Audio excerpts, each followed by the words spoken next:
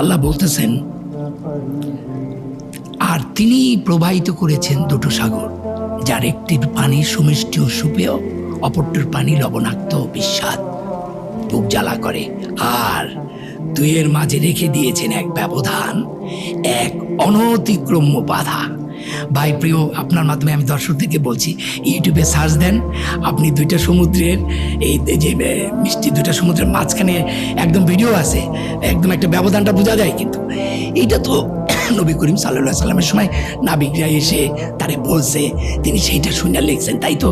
এটাই তো সবাই বলবেন যে আর দুয়ের মাঝে রেখে দিয়েছেন এক ব্যবধান। এটা তো, কিন্তু এর পরের লাইনটাই হচ্ছে ডেঞ্জারাস। আর তার মধ্যে দুয়ের মধ্যে রেখে দিয়েছেন এক ব্যবধান, এক অনতিক্রম্য বাধা। ও মাই গড, মানে কি? বাধার কথা বলবেন কেন? উনি যদি শূন্যই লিখতেন তাহলে তো ব্যবধান দিলেই শেষ।